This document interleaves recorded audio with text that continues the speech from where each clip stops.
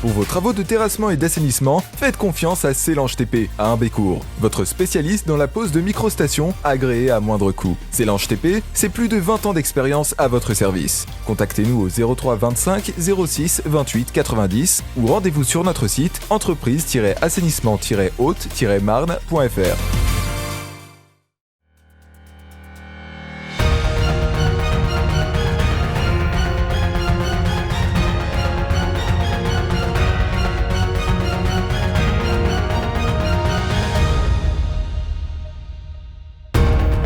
Bonsoir à tous, nous sommes le mardi 18 août 2020, bienvenue dans votre journal, voici les titres de cette édition. C'est les vacances pour de nombreux Français en ce moment. Comment les campings s'adaptent-ils face à la crise de la Covid-19 ? La saison est-elle difficile ? Nous partirons à Arigny dans un instant. Nous reviendrons également sur la visite du ministre de l'Intérieur Gérald Darmanin à Saint-Dizier ce dimanche suite à un appel à la vengeance passé sur les réseaux sociaux après l'agression d'un Tchétchène jeudi dernier. Ça sera à la toute fin de cette édition.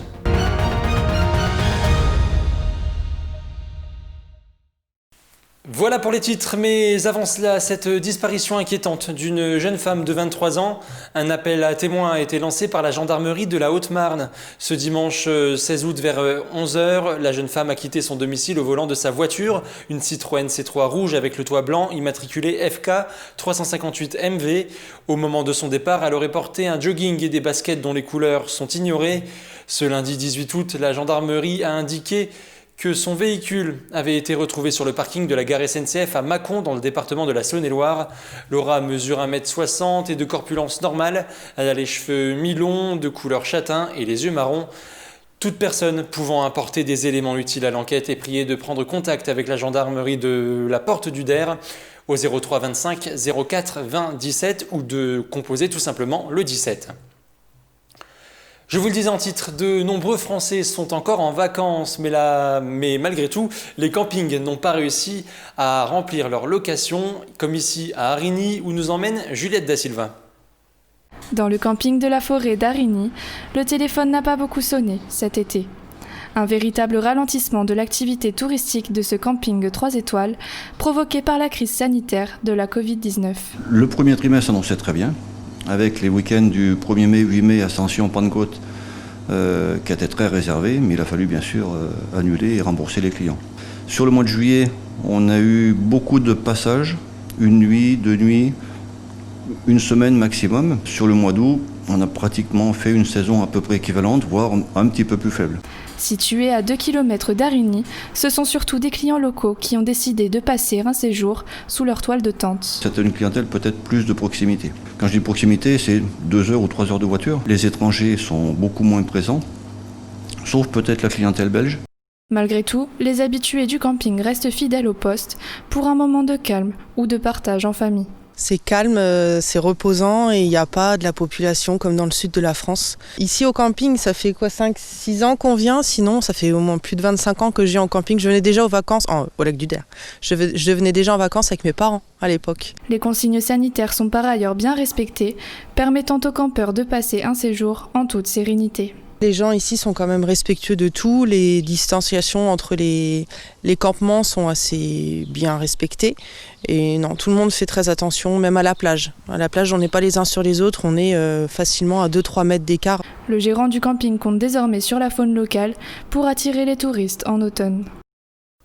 Ce week-end aura été synonyme de tension à Saint-Dizier. Dès vendredi, un important dispositif des forces de l'ordre a été mis en place pour quadriller la ville suite à un appel à la vengeance passé sur les réseaux sociaux après l'agression d'un Tchétchène au quartier du Verbois jeudi soir dernier.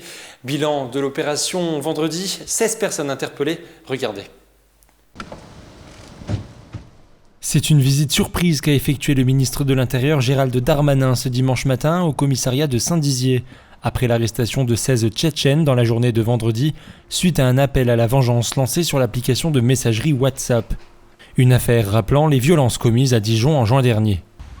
En effet, dans la nuit de jeudi à vendredi dans le quartier du Verbois, un Tchétchène s'est retrouvé pris à partie après un différend entre 2 familles. Un appel à la vengeance est par la suite lancé sur le réseau social. Dès le lendemain, les autorités ont mis un important dispositif de sécurité en place afin d'éviter les représailles.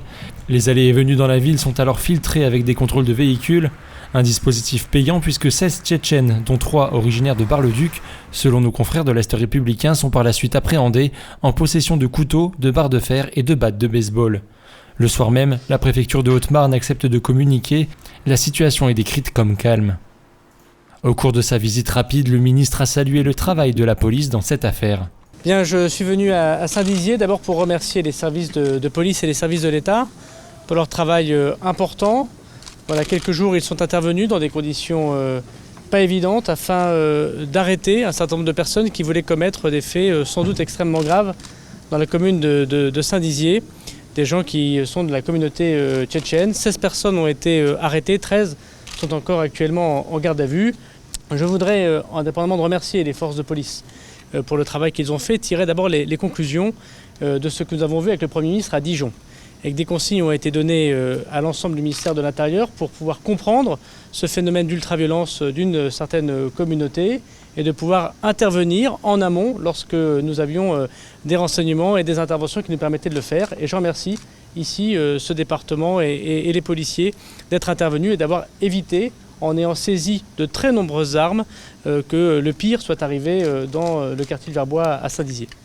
Ça me permet également de dire qu'aucune communauté sur le sol de la République ne fait sa loi et que c'est la police de la République, la gendarmerie, c'est bien sûr les forces légitimes d'intervention des forces de l'ordre qui font la loi dans notre pays. Et lorsqu'il y a manifestement des personnes qui veulent faire des règlements de compte, aboutir à leur propre justice, ils doivent être bien sûr poursuivis et nous l'espérons par la justice châtiés. Pour l'heure, l'enquête est confiée au service régional de police judiciaire de Reims afin de déterminer le rôle de chacun dans cette affaire. C'est la fin de cette édition. Dans un instant, la météo. L'information continue sur Puissance Télévisions. Restez avec nous. Toute l'actualité qui vous concerne, à voir ou à revoir, dès maintenant sur puissancetélévision.fr et sur notre application mobile.